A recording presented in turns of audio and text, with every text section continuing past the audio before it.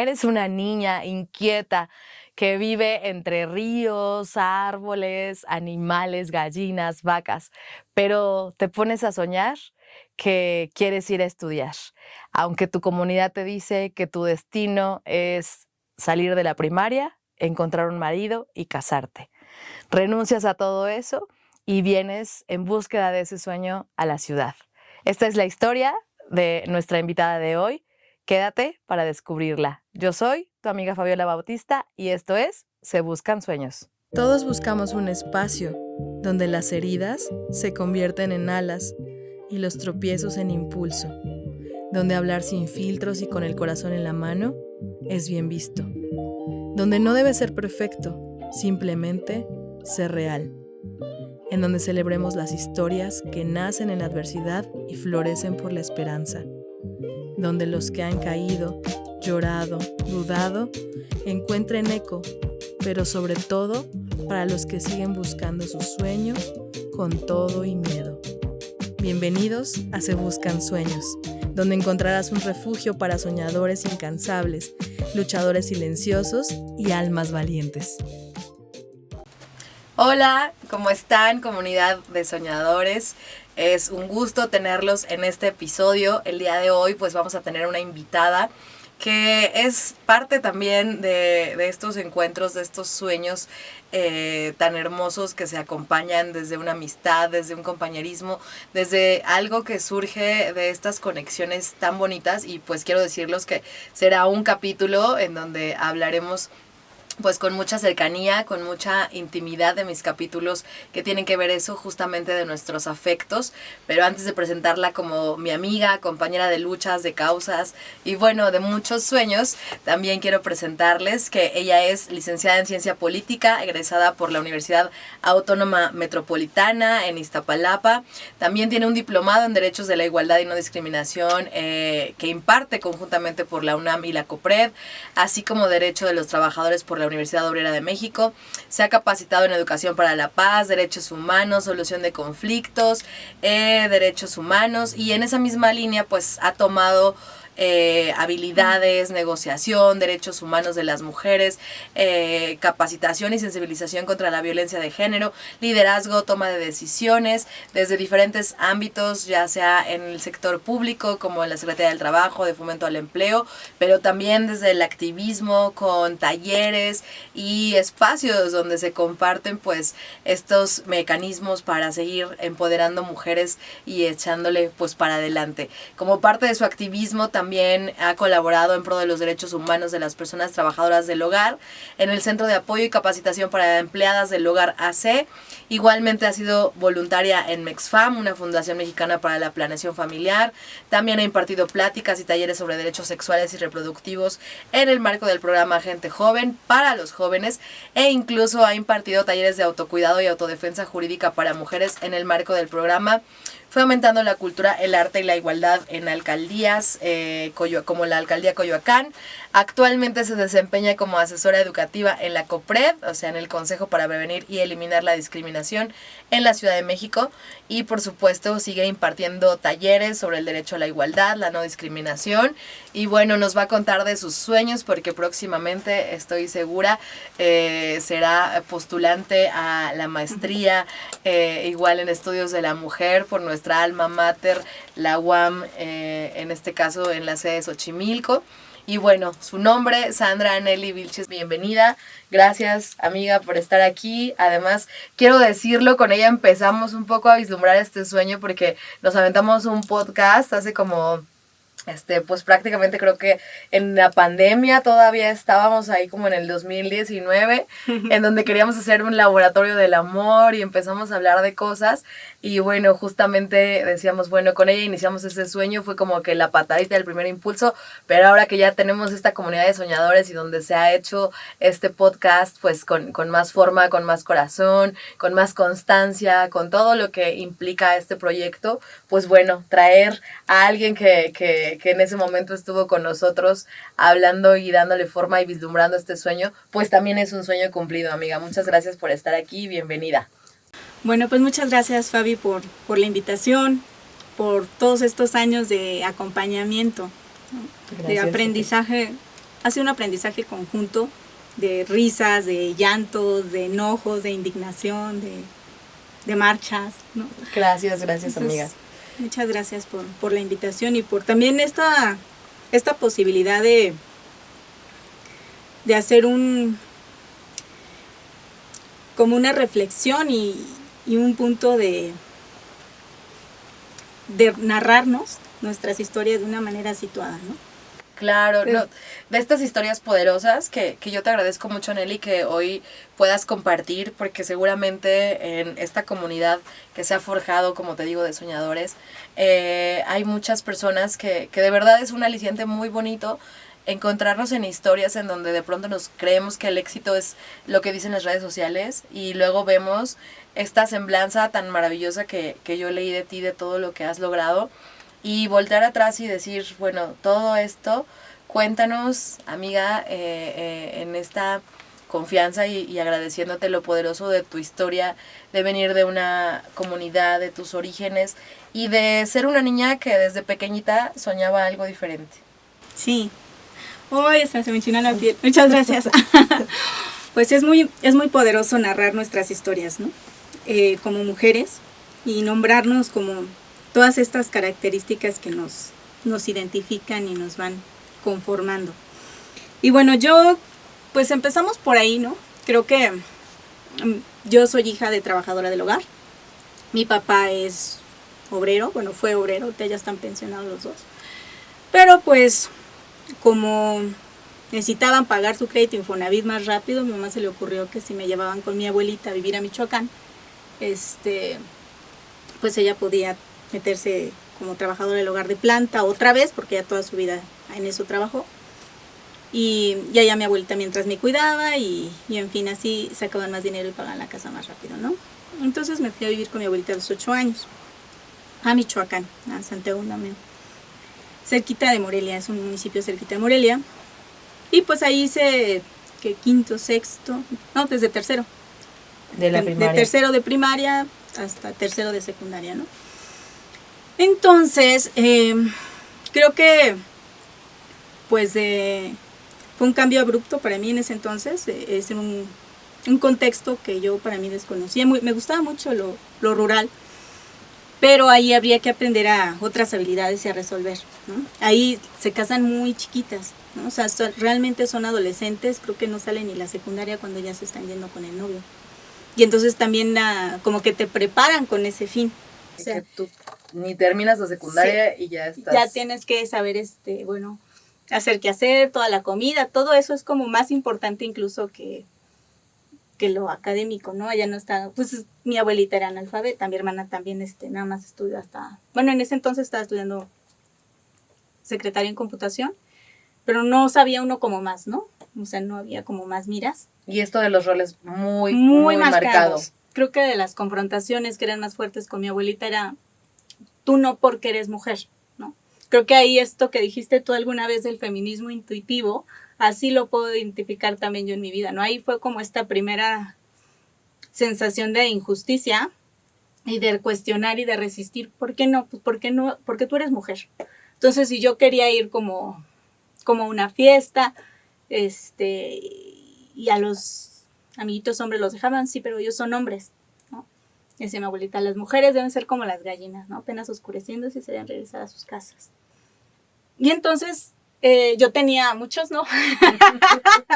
Vamos a contar. Yo sí quería tener muchos, no. Yo quería tener mucho, era divertido, ¿no? Era aparte, eran otros tiempos, otro contexto, ¿no?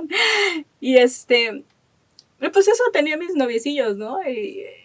Y luego, pues, eso era también, ¿no? Como había, o sea, que tener uno y era con el que te ibas a casar, ¿no? Y yo quería cotorrear, ¿no? Sí, tú no te querías casar antes era un destino de este amor único, de que te eligen. Pero además de tu interés de estudiar, que eso no era como algo que regularmente se quisiera. Sí, no, o sea, las chavitas ahí querían, pues sí, su novio, pero con ese se iban a casar, ¿no? Y además, o sea, si acaso terminaban la secundaria.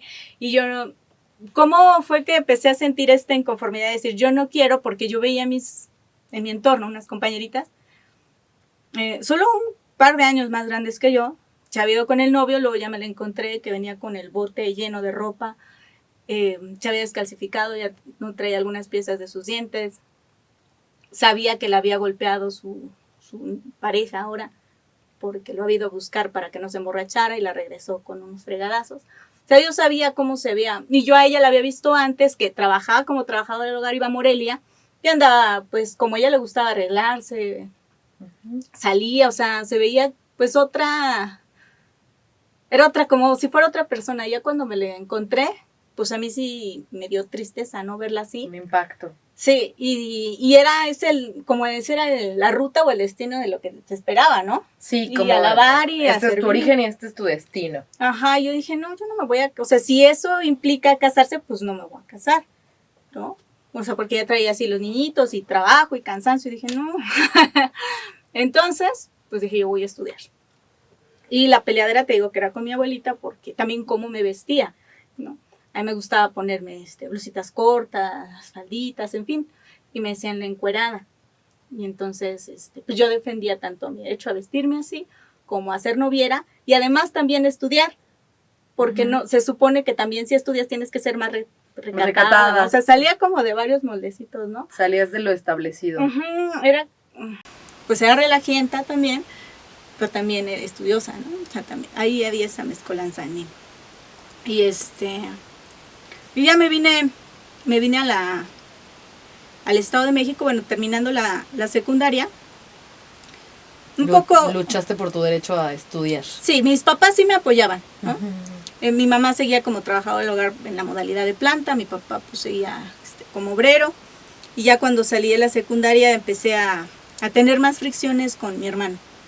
Y sí, pues en una ocasión me golpeó, y eso fue un detonante para que yo le dije, me golpeó porque me vio con el novio. Entonces yo enojada le dije a mi papá, bueno, él no es hijo de mi papá, y mi papá dijo, pues sabes qué, vente. Y yo, no, pues sí, lo que yo necesito es estudiar, y además ahorita que me estoy peleando con pues mejor me voy y a estudiar y ya, no estoy peleando, ¿no? Me fui, dejé al novio, dejé a todo, ¿no? ¿Qué me importaba? Lo que necesitaba era estudiar. Y me vine a la ciudad, me vine a Catepec. En ese entonces entré a una escuela que era exclusivamente femenina, el Instituto Americano Cultural. Entonces, en ese entonces solo era de mujeres, ahorita ya es mix. Pero ahí fue ya como más mi primer acercamiento más con el feminismo. Todas las maestras eran mujeres. Los únicos hombres eran los conserjes, ¿no? Pero pues ahí ya igual seguí como que pues quiero estudiar. Mi sueño de entrar a la universidad, pero igual lo veía como algo lejano. Como algo lejano, pero también como una ruta de escape de violencia, ¿no? Así lo veía, como de esta violencia en la casa, porque luego el hermano de Michoacán se vino acá a Catepec, que yo que me venía huyendo. Andabas huyendo de esa violencia. Yo andaba huyendo de esa violencia y resulta que me venía como persiguiendo, ¿no? Entonces, pues mi hermano tenía problemas de consumo de drogas.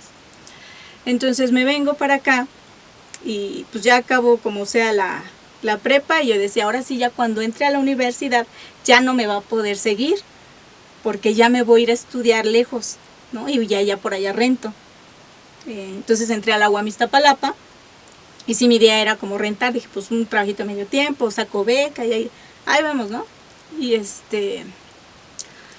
eso, pues entro, sí, a la UAM Iztapalapa, mis papás, en eso, mi hermano lo encarcelan. Tuvo una cuestión ahí de que delinquió, robó, no sé qué hizo. Yo hubo un tiempo donde me retiré mucho. Pues ustedes lo encarcelan, y yo como que sentí un poco de alivio. Dije, ya no me va a estar violentando porque va a estar encerrado, y yo me puedo ahora sí desplayar en la universidad y seguir mis sueños, ¿no? Primero él entró a la cárcel y luego yo entré a la universidad. ¿Y cómo fue? Pero en esos tiempos casi, o sea, le dije a mamá, creo que él entró primero a la universidad, ya es que me dicen este estigma. Sí. Bueno. A la universidad de la calle. Ajá. Y y mi mamá, como mis papás vendieron la casa de Catepec para sacarlo él y también para comprar un departamento ahí en Iztapalapa. Y ahí, pues yo ya me fui a vivir como una cuadra de la UAMI. Sí, donde nos íbamos a chelear y a divertir. Hay que vetar, eso no es cierto, que quede eliminado. Soñadores, no, por supuesto que sí, uno es joven, inquieto, y además estás en la libertad. Pero recuerdo mucho, Nelly, ahora que estás contando esto, y gracias por compartirlo, que cuando yo te conocí, tú tenías un sueño que regularmente, como dices, ¿no? Nos enfocan en este tema de somos mujeres y entonces casi naces, creces, te reproduces, tienes hijitos, sacas tu carrera y vas como en todos los mandatos, ¿no? Ya no es como las plantas, naces, creces, los animales, te reproduces y mueres, ¿no? A nosotros nos tocaba este tema del casarte, de la pareja, de los hijos, pero tú tenías un sueño que para mí era muy bonito, y de lograr vislumbrarte viviendo en tu casita, porque siempre decías, yo quiero tener una casa, mi sueño es tener mi casa, ese espacio para mí, donde pueda ser yo, donde esto que hablamos tanto del cuarto propio de Virginia Woolf, tú lo querías pero con tu casita. ¿Y cómo fue desde la universidad vislumbrar ese sueño? Cuéntanos, Nelly. ¿Lograste ese sueño? Sí, me llevó más años de lo que esperaba, porque nos topamos con la realidad, ¿no? A veces uno cree que si vas con este sueño de que si entras a la universidad vas a encontrar trabajo de lo que estudiaste y mejores condiciones, y pues ya nos topamos con la realidad que no es así de lineal, ¿no? Que no coincide la oferta con la demanda, ¿no? Sí, de los egresados que salimos y que no encontramos el trabajo de lo que estudiamos, ¿no? Entonces, bueno, y el trabajo además que me costó terminar la carrera, porque si yo pensaba que ya con irme a Iztapalapa ya no iba a ser perseguida por la violencia, pues no, resulta que mi hermano sale y mi mamá lo lleva al departamento de Iztapalapa. Y así, como muchos años hubo de no terminar como a tiempo la escuela, porque tenía que estar interrumpiendo por salirme a rentar, por trabajar, por resolver. Por buscar espacios libres de esa violencia. Por buscar espacios libres de esa violencia, gracias. Entonces, bueno, yo decido además, agarro un tema de investigación que es el trabajo doméstico. Yo hice mi tesis sobre origen y evolución del trabajo doméstico en México. Me voy con la doctora Mary Goldsmith Connelly allá a la UAM Xochimilco, que era el especialista.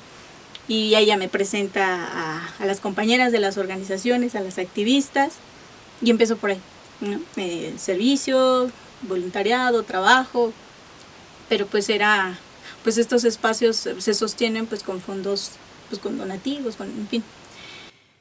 No había como una estabilidad en el empleo y yo ya necesitaba tener un empleo formal por mi casa. Sí, más seguro, claro, para que las cosas se fueran generando conforme tú lo tenías exactamente pensado. Y entonces ahí yo me veía en la encrucijada de, bueno, a ver, sigo con mi sueño de hacer posgrado o me pongo a trabajar y resuelvo ahorita en el momento porque necesito un lugar donde vivir en paz, donde vivir sin violencia. Y pues obviamente lo que más te apretuja, ¿no? Entonces yo pospuse, dije, bueno, a ver, si yo me meto ahorita a un posgrado, yo salgo en 2 años y no voy a tener un crédito Infonavit para vivienda, ni tengo una garantía de un empleo. Pero si yo me voy a un empleo formal, donde te dan prestaciones, voy a tener un crédito Infonavit, ¿oíste? Más de Infonavit, no creo que era más difícil lo del ISSSTE. Va a tener un crédito Infonavit y acá en 2 años, eso me dijeron, en 2 años te dan tu crédito. Y dije, pues primero esto, lo que ocupo en corto. De resolver dónde vivir. ¿No? Y una compañera de la UAM me dijo, mira, yo dije, no necesitas el gran trabajazo o el prestigioso, ¿no? Para tener un crédito y una casa. Yo me lo compré siendo promotora. Y entonces ahí se rompe esto de la meritocracia, ¿no? Claro. De que nos enseñaron que el éxito se alcanza solamente de una manera y además yo sentí en ese entonces mucha culpa y mucha vergüenza por no ejercer mi carrera, ¿no? Claro, que lo profesional estaba ligado con el que tú tuvieras que trabajar, ¿no? Y desafortunadamente las condiciones son complejas y hay abogados que están en el Didi, en el Uber y, o sea, encontrándole más allá de la profesión. Pero tienes razón, desafortunadamente como sociedad, cuando tú dices yo lo logré, fui a la universidad, pero bueno, o sea, también tengo que pagar las cuentas, tengo que resolver las cosas de la casa y nos meten en este estigma, hasta en esta culpa, ¿no? De por qué no estoy ejerciendo, por qué no estoy... Y el éxito en función de lo que haces. Y bueno, pues dije, ¿dónde? Y donde como me contrataban rápido, pues entré a call center, pero entré a unos call center que eran outsourcing. Entonces, pues es cada rato volver a empezar porque te cambian de razón social y pierdes esta prestación. Sí, justo el modelo, ¿no? Para no Ujú. generar esas condiciones laborales. Exacto, y te ponen a cotizar con menos de lo que realmente ganas. Entonces, si te ponen a cotizar con lo que realmente ganas, pues el monto, con base en tus salarios, se establece el monto de crédito de Infonavit. Y entonces, pues no alcanzas porque a mí no me prestaba ni 300,000 pesos. ¿Qué compras con eso? ¿No? Sí, no. Entonces andaba yo viendo como por Zumpango, por allá, ¿no? Lejísimos. Hasta que estaba en un call center de Infonatel. Estaba en un call center de Infonatel y vivo acoso sexual en ese lugar con un compañero, y al último no me hacen mucho caso, denuncio pero no me hacen caso, y en eso ya estaba lo de la pandemia, fue en el 2019, principios del 20, entonces decido dejar ese trabajo, pero como fue el boom de los pedidos a domicilio, donde empezaron a solicitar mucho fue en Farmacia San Pablo, en su call center. Claro, Y por el tema de la pandemia y todo eso. Pues era pedidos a domicilio, ¿no? Entonces, pues tú tomas la llamada y haces una solicitud y alguien llega y te deja inmediatamente en tu casa, no tienes que salir. Claro. Y una amiga me dijo, mira, este trabajo se ve que tiene buenas condiciones. Bueno, me dijo, está bien, no dice condiciones, ¿no? Pero a eso se refería. Tienes prestaciones superiores a la ley, ¿no? Que un contrato directo, ya no iba a ser outsourcing. Y yo al directo dije, a huevo, aquí. ¿Por qué? Porque eso me permite que me pongan a cotizar con lo que realmente gano y me va a aumentar mi crédito de vivienda. Y tú vas a tener tu espacio Y yo por el iba que habías soñado. Ajá, y yo siempre. voy sobre mi casa y entonces, si esto me lo da, pues lo hago, ¿no? Y me dijeron, no, sí, aparte, bueno, esto, fondo de ahorro, caja de ahorro, utilidades, pues contrato directo, empleo estable. Empleo estable en una época donde todo se está desmoronando, pues a ti te suena a las mieles, ¿no? Sí, entonces claro. Dices, pues de aquí, ¿no? Y entonces entro y sí, al principio, bueno, dicho, sí me cumplieron esas condiciones, pero había otras que yo no sabía que ahí me iba a enfrentar, ¿no? Entro y había un desborde de llamadas impresionante, porque todo el mundo quería medicamentos a domicilio. En época de la pandemia, Farmacia San Pablo creció como espuma. No, claro, y muchos, sobre todo en el rubro de la salud, de algo que no se pensaba y que se tenía que conseguir, y como tú dices, todos en sus casas, pues al final también era arriesgarse y exponerse quienes estaban trabajando y haciendo esta labor. Justo a eso iba, ¿no? Yo iba, o sea, pues mientras todos decían, quédense en casa, pues quienes no podíamos había que salir, ¿no? Y me ponía mi gorra, con careta y un cubrebocas, ya no sabía nadie que era yo, estaba completamente así como Robocop, me sentía, sí. Y una trenza, así, mi cabello largo me lo trenzaba, sin arete ni nada, ¿no? Y ya pues a contestar llamadas de gente que sí podía quedarse en casa. Claro. ¿Sabes? O sea, ahí también, no sé qué cuerpos importan, quiénes sí pueden cuidar su salud, quiénes pues a como sea van y resuelven, ¿no? San Pablo tenía muchas medidas como sí, eran como muy estrictos con esta parte del lavado de manos, el cubreboca, la separación, y duré así, yo ya me enfermé hasta que ya no había, ya no era tan fuerte. Ajá. En su más álgido punto de la sí, pandemia. Sí, ya había vacunas, o sea, ya no se puso feo, fue una gripa dura, pero no fue como lo duro, ¿no? Cuando estuvo lo duro, afortunadamente, esas tan estrictos que se pusieron, pues nos sirvió. Pero no te tocó como a mí. No.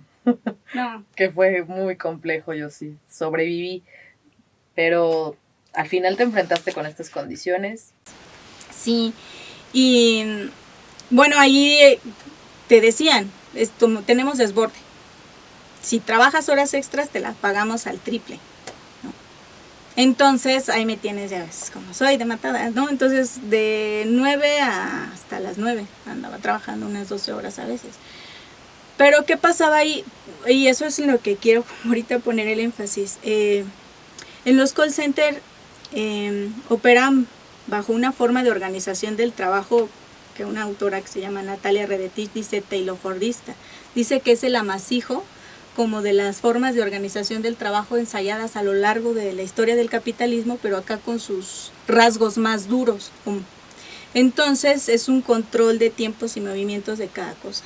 todo porque estás conectado a una máquina, todo te lo cronometran, te están vigilando el audio de la llamada, el video, las idas al baño, y eso fue lo que a mí me terminó enfermando. Yo cuando entré con estas ganas de ahora sí por fin se me va a hacer comprarme mi casa, aquí me tiro al matar, yo no sabía que el que te aguantes ir al baño te genera afecciones a tus vías urinarias, y eso sin nombrar lo que pues no me pasó, pero también supongo que si te aguantas de evacuar, pues también claro, algo te ha de provocar, ¿no? Claro. Nadie nos lo enseña, ¿no? Yo crecí viendo a mi mamá aguantarse ir al baño, a mis maestras, y ya las veía, eran más grandes que yo, ya estaban, decía, pues no pasa nada, ¿no?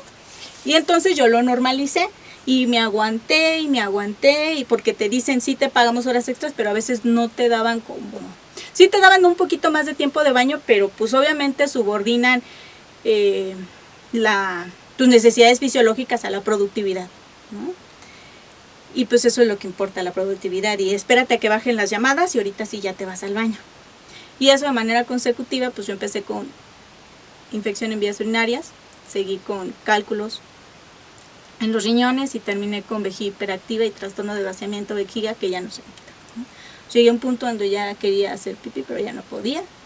Y estaba como... Si tu cuerpo se acostumbró a estar aguantando. No, todo y el estrés. Tiempo. Sí, claro. El estrés también, la ginecóloga me nombraba las condiciones que necesitamos, mujeres con nuestra fisonomía, para poder, pues... Sí, algo tan simple, pero además tan biológico de ir al baño tranquila. Pero...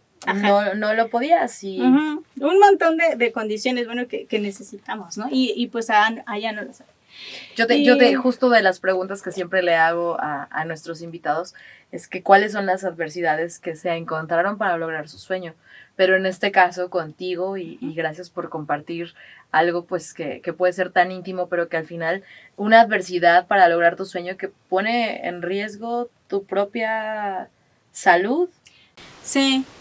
Y cuando entramos, o sea, quienes entramos, porque había mucho estudiantado, había también gente profesionista que no consiguió el trabajo de lo que había estudiado, o sea, hay de todo, personas mayores, personas con discapacidad, madres autónomas que ven en ese empleo, pues, la posibilidad de un medio tiempo y cuidar, ¿no? Sí, a sus hijos. A sus hijos. Entonces un tiempo me dejaron ir a home office, pero después terminó la pandemia y modificaron la ley donde nos tenían que dar un dinero para sufragar ciertos gastos y ya nos regresaron a todos, ¿no?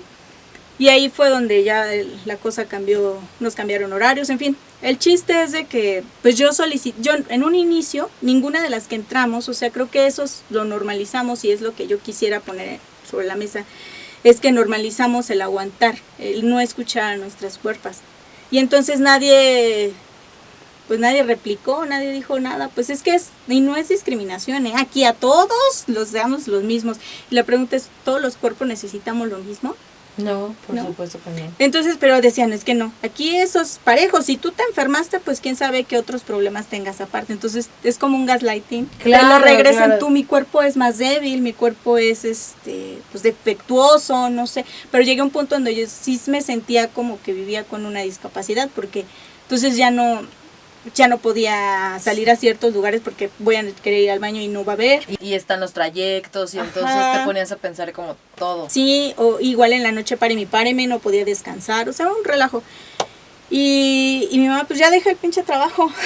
No, mi mamá, ya, no, pues ni que tuvieras un montón de hijos que mantener. Y yo, pero es que la casa, ahora ya la compré. Bueno, sí me compré la casa, dije, pues ya decía, bueno, y ahora falta nomás que dice, o demanda, ¿no? Pues si ya estoy aquí, pues ahora ya saco por lo que vine, ¿no? Si no me voy a ir sin nada, ¿no? Claro, compré la casa, pero ahora ya había que seguir pagándole. El chiste es de que en enero del 2024, sí dije, ya estuvo, ¿no? Y ya renuncio, y y pues ya andaba así yo papaloteando, descansando, viendo qué hacía con mi vida, y una amiga, René, me dijo que estaban solicitando en el COPRED, que si me interesaba, que si tenía experiencia dando talleres o discriminación. Le dije sí, pues yo con las trabajadoras del hogar di talleres y pues me aviento, ¿no? Y ya pues fui y me dieron el trabajo y allá ando. Pero yo quería preguntarte antes de llegar a ese punto, Nelly, y gracias por compartirlo, que muchas veces hemos hablado de estos sueños y de cómo se ha configurado esta lucha, de lo que hemos aprendido, de pronto de estar en espacios en donde se tiene que reconocer, como tú lo decías, la lucha de las mujeres que cuidan, de las mujeres que se han dedicado al trabajo doméstico. Ahora se ha discutido en nuestro país hasta el tema de la ley silla y seguramente será un proceso en el que tú nos estás platicando, abordar tantos call center y hasta este tema de regular el tema de ir al baño. Pero ¿qué hacemos cuando nuestros sueños también nos hacen dudar de nuestras capacidades, amiga? Tú has dado muchos cursos y muchos talleres y todo el tiempo estamos, de hecho tú me lo compartiste y yo también lo repliqué. ¿Qué pasa cuando las mujeres estamos dudando todo el tiempo de nuestros sueños y poniendo duda para saber si somos capaces de lograrlos? Sí, sí, hay nuestro síndrome de la impostora, ¿no? Fíjate que me costó mucho incorporarme a Copred, porque yo llevaba 10 años operando nada más en call center con el sueño de una casa, ¿no? O sea, de que hice mi servicio social en esta asociación de trabajadoras del hogar. Bueno, no, trabajé un poquito y voluntariado y hice servicio con la maestra ahí en la UAM Xochimilco. Pero bueno, el chiste es de que yo me sentía, pues oxidada, ¿no? Los tallercitos que habíamos dado por acá contigo por fuera, pero eran así como esporádicos. Sí. Y ahora entrar, y además son, pues bastantes grupos de atención prioritaria, ¿no? Creo que son 15. Y entonces, pues no me sabía la legislación de todos y lo que implicaba. Entonces ahí dudé mucho, híjoles, y no puedo dejar hacer quedar mal a mi amiga René, ¿no? Sí. Ya estoy aquí. Y entonces entré dudando mucho, pero pues estudiando lo logré, ¿no? Creo que eso me ha servido mucho para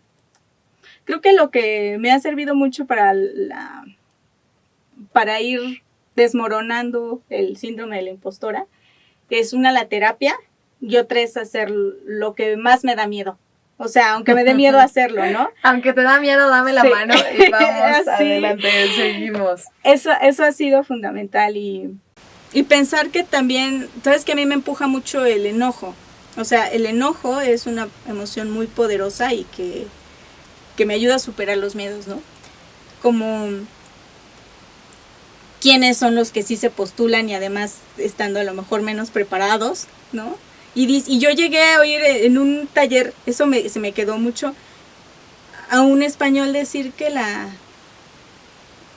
que el racismo no tenía que ver con la colonización, pero lo decía con una firmeza y una convicción. O sea, yo dije, que fuera... Sí, desde su privilegio. Sí. Y uno, o sea, uno dudando, que cuando hay gente que con menos información lo dice con mucha certeza, ¿no? Pero desde su privilegio. Desde el privilegio. Y con todo lo que a ti te ha costado. Pero sí. Ahora que hablabas de esta dinámica y de cómo de pronto este enojo te sostiene, hemos visto, y ahora se está discutiendo recientemente, y bueno, hay toda una información acerca de la ley de cuidados, del sistema de cuidados. Pero creo que vimos un paso y me gustaría que me contaras cómo fue desde ese enojo también sentir que una de las batallas desde tu infancia y en este reconocimiento a que tu mamá pudiera ser reconocida con sus derechos como una trabajadora que en realidad pone en el centro la vida. Y yo lo digo aquí con la comunidad, que hay un libro que dice, ¿no? De quién está sosteniendo tu escalera y quién está, o otro todavía más profundo, por ahí que hablan acerca de esta anécdota de un, ahora sí que, de un avioncito de guerra, ¿no? ¿Quién acomoda tu paracaídas para que tú puedas regresar sano y salvo en operaciones como estas? Pero no necesitamos, bueno, estamos viviendo tiempos convulsos y de muchas situaciones complejas mundialmente y de guerra. Pero a veces la vida misma es un campo de batalla y entonces, ¿quién está acomodando nuestro paracaídas para que si algo nos sucede podamos llegar. Y esto no tiene que ver solo con algo tan complejo como ir a las nubes, sino quién está lavando nuestra ropa, quién está cocinando nuestra comida, quién nos está dando esta posibilidad de que hoy yo pueda pararme aquí a hacer un podcast contigo, porque al final alguien más está encargando de los sueños y no estoy en mi casa lavando la ropa ni poniendo en orden todo lo que queda. Pues estas mujeres que han empeñado su vida en el cuidado doméstico, como tú dices, tu mamá siendo trabajadora doméstica de planta y renunciando a sus propios sueños por los sueños de alguien más. Y cuidando a hijos que no son suyos, ¿no? O sea, ella a mí ya me dejó a cuidado de mi abuelita por ella ir a cuidar a otros niños. Pero bueno, eso fue un sueño pues fue un sueño colectivo, ¿no? Ahí cuando yo me acerqué a la maestra Mari Goldman de la UAM Xochimilco, es porque ella ya había un trabajo de otras que habían soñado que las trabajadoras del hogar tuvieran derechos y tuvieran seguridad social y vivienda y pensión y todo eso. Entonces, pues ahí las conocí, ahí conocí a Marcelina Bautista, a otras compañeras, a Nalá, otras compañeras sobre el camino, que eran activistas y que estaban empeñadas en eso. Y aprendí pues de ellas y lo veíamos como algo muy lejano, ¿no? O sea, yo cuando andábamos, porque me dieron la oportunidad de estar presente en algunas discusiones que trataban de impulsar una ley, que la ley nunca pasó, es lo de la reforma a las trabajadoras del hogar, se logró por litigio estratégico, que metieron demanda, luego amparo, y la Suprema Corte de Justicia trajo el caso y ya dijo que, por fin, dijo en el 2018 que se les estaba discriminando el derecho a la seguridad social a las trabajadoras del hogar, ¿no? Entonces, pues esta lucha de compañeras de muchos años, antes, no sé, más de 20 años que habían venido, bueno, y de estas compañeras, ¿no? Porque antes hubo sí, otras, claro. ¿no? Movimiento feminista, y hubo sindicatos en Tampico, en Veracruz. Y nos vamos a la Revolución Francesa y a los 1800, amiga, porque las condiciones para las mujeres han sido complejas, ¿no? Y pues el chiste es de que en 2018 sale esa sentencia, y bueno, mi tesis sobre esa ley, y a mí me dio mucho gusto. O sea, yo en ese tiempo ya no las acompañaba a las compañeras. En el 2016 se forma el sindicato. Para ese entonces yo entré a lo de los call centers como el 2014. Yo ya nomás veía sus luchas, ay, qué bueno que están logrando esto, qué bueno que se conformó el sindicato, qué bueno que ya salió esa, ¿no? Pero al final, que algo tan personal, y discúlpame que te interrumpa, como lo que tuviste con tu mami, pues al final tenía este impacto. Sí, tenía ese impacto, y le decía yo, mamá, ya se va a poder, ya están las compañeras luchando, lo están consiguiendo, mira. Y bueno, resulta de que mi mamá tenía semanas cotizadas en el régimen 73 del IMSS, porque hubo un tiempo donde trabajaba así también haciendo limpieza, pero en espacio, que le llaman lo público, ¿no? en centros comerciales, en fin. El chiste es de que, pues, dijo mi mamá, ¿sabes qué? Voy a regresar. Ahora que ya se reconoció eso, voy a regresar a ser trabajadora del hogar y voy a conseguir esas semanas que me faltan, y ahora me voy a pensionar, ¿no? Y así lo hizo Fabi, tú lo sabes. Yo sé, y lo digo con todo el amor del mundo, porque ahí estuvimos y es muy bonito reconocer, y sí lo planteo en esta reflexión de quiénes sostienen nuestros sueños, amiga, y quiénes nos dan esas alas y se sacrifican de pronto por nosotros para que podamos soñar, ¿no? Por ahí dicen que somos los sueños, o que estamos cumpliendo los sueños de nuestras ancestras.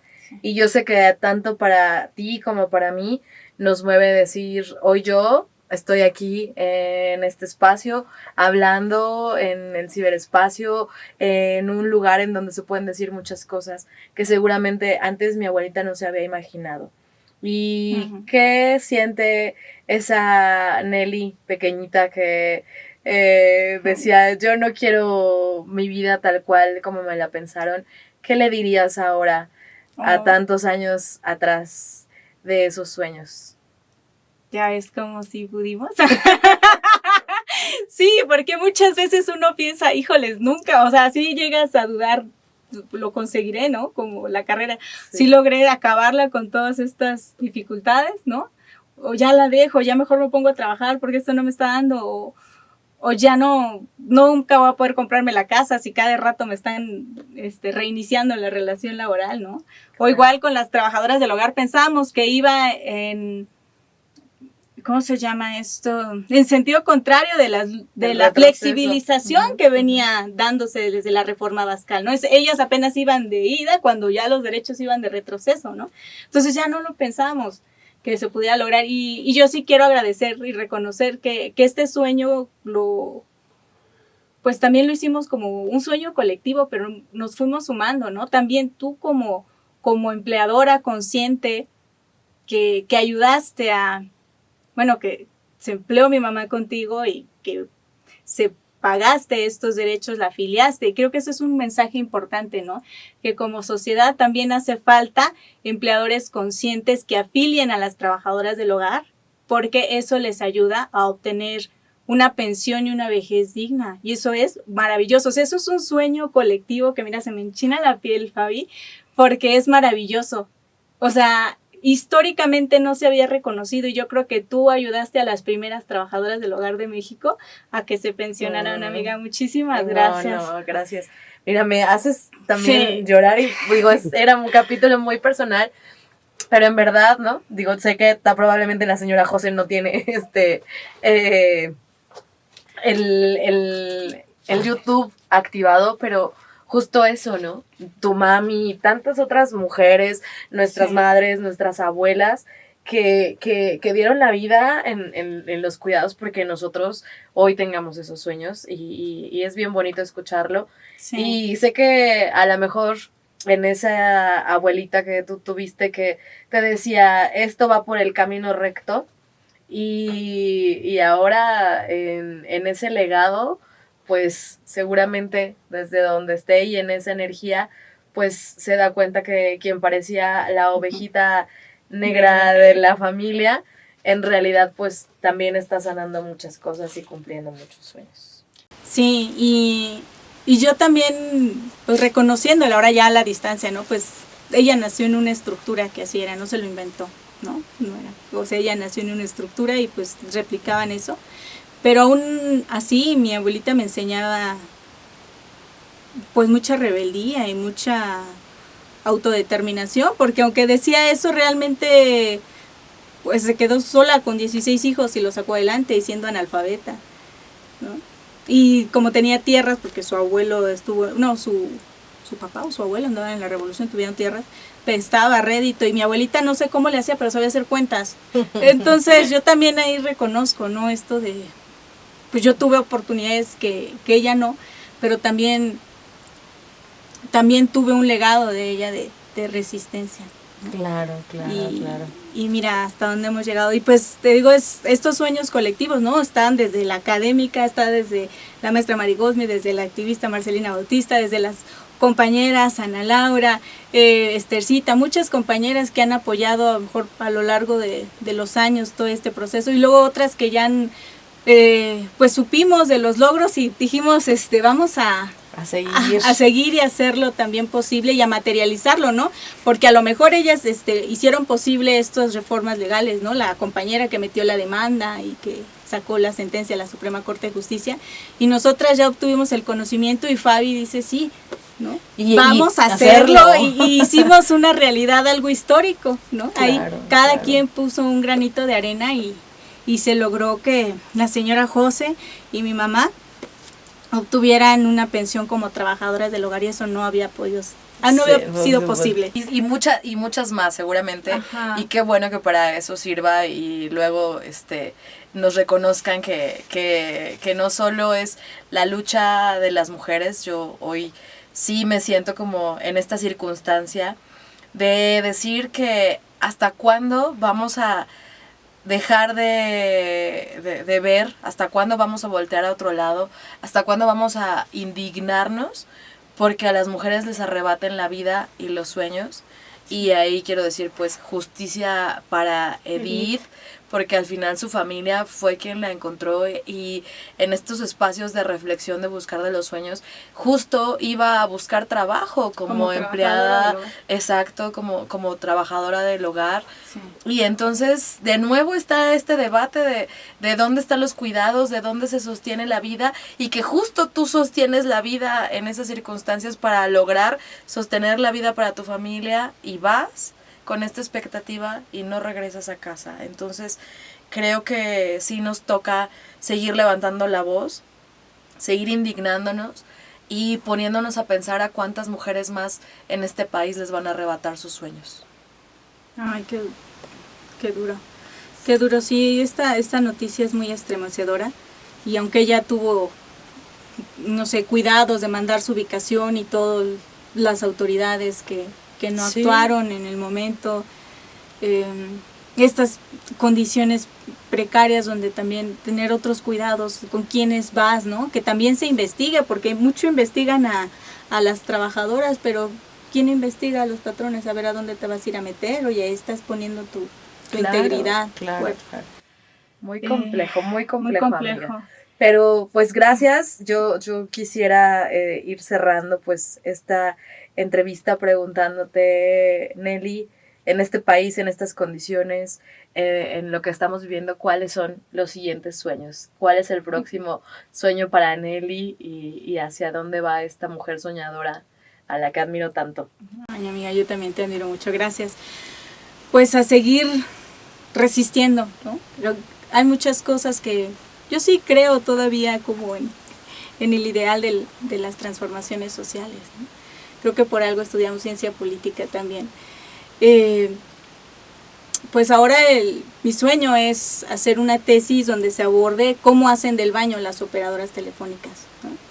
Y que esas condiciones de que nos miden el tiempo no podemos ni hacer eso, o sea, estamos llegando a ese punto. También la tienen las trabajadoras, por ejemplo, del RTP, ¿no? Uh-huh. Las conductoras, ¿cómo vas tanto tiempo en el transporte? Entonces, ahora yo quiero hacer una tesis donde se aborde esta problemática de cómo afectan las condiciones laborales de los call centers a la salud urinaria de las operadoras telefónicas, y de ahí pues a lo mejor a un doctorado, y de ahí a lo mejor también a una reforma legal y a un activismo. Me gustaría que nos juntáramos a, pues, no sé, una colectiva, una asociación civil o algo, que lucháramos por el derecho de ir al baño, algo tan básico que ahora hasta eso está, que te lo cuestionan, te lo impiden, te lo cronometran. Entonces eso me gustaría por ahí seguirle, que se pusieran baños accesibles, gratuitos, públicos, claro, en, y hay en otras políticas de sociedades, Estado, así ¿no? es. A seguir construyendo ciudadanía, porque al final, Uh-huh. pues los derechos ahí están, no están acabados, y creo que vienen esas coincidencias y siguen esas luchas, amiga. Pero el día de hoy seguramente por ahí, en el teléfono, en algún lugar, en estos espacios rurales, debe haber una niña que como tú le parece que no es normal que le digan que así tienen que ser las cosas. ¿Qué mensaje le darías a estos soñadores que tal vez hoy no saben para dónde, o a estas soñadoras que no saben para dónde? Que sigan insistiendo, nada más, que sean perseverantes. A veces uno, pues yo para qué seguía estudiando si ni voy a poder ejercerlo, ¿no? Pues no sé, lo hice como por necia, porque me gustaba, por rebelde, no sé. Pero en un punto se dieron las condiciones y pude empezar a ejercer y hablar de esto que sí sé, ¿no? Y a empezar a luchar por esto. Entonces nada más como confíen en que se va a poder lograr, y seguir insistiendo, y aunque te rechacen y aunque sientas que ya no se hizo, no sabes cómo va a dar vueltas la vida, ¿no? Y a lo mejor sí se logra. Pues gracias por este poderoso mensaje que le das a nuestra comunidad de soñadores. Y yo también pues te traje algo en donde nos hemos encontrado, donde hemos hablado de la ternura, de esta rebeldía que sostiene la vida, y de esta postura política que también tiene que ver que no renunciemos a nuestro derecho de sentir, amiga. Así que pues con cariño para ti. La ternura es un refugio silencioso en el tumulto de la vida. Un lenguaje sin palabras que trasciende fronteras y barreras. Es la capacidad de ver con los ojos del alma y tocar con las manos del corazón. Un acto de profunda empatía y compasión que florece en lo simple. Un abrazo inesperado, una mirada que comprende, un gesto que cuida. Es fuerza en la suavidad, valentía en la vulnerabilidad. La ternura no busca conquistar sino conectar. No exige sino entrega. Surge en la delicadeza de un susurro, en el cuidado con el que se sostiene una flor, en la paciencia infinita hacia los errores propios y ajenos. En un mundo que a menudo valora lo ruidoso y lo rápido, la ternura invita a la pausa, a la contemplación. Nos recuerda que no somos islas, que nuestra humanidad se refleja en el otro. Es, en esencia, la promesa de que incluso en la adversidad siempre habrá un rincón donde reine la bondad. Cultivar la ternura es quizás el mayor acto de rebeldía y esperanza, porque en ella yace la semilla de una humanidad más justa y amorosa. Oh, De qué redes con bello, mucho cariño amiga. para ti, amiga. Así que Muchas a gracias. seguir resistiendo desde la ternura, a seguir sosteniendo desde esos cuidados y pues a seguir soñando y que nuestros sueños no nos cuesten la vida ni la salud y tenemos que seguir luchando por eso.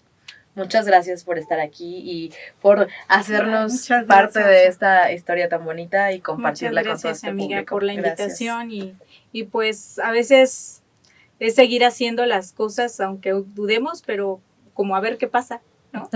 Nos podemos sorprender con los resultados. Así es, a veces a seguir siendo necias e insistiendo Ujú. que este lugar, este mundo puede ser diferente. Muchas gracias. No, gracias a ustedes, pues, amigas, amigos, no se pierdan las siguientes, pues, invitados, invitadas en esta comunidad de soñadores, suscríbanse y por supuesto ya saben que yo soy su amiga Fabiola Bautista y esto es Se Buscan Sueños. Se buscan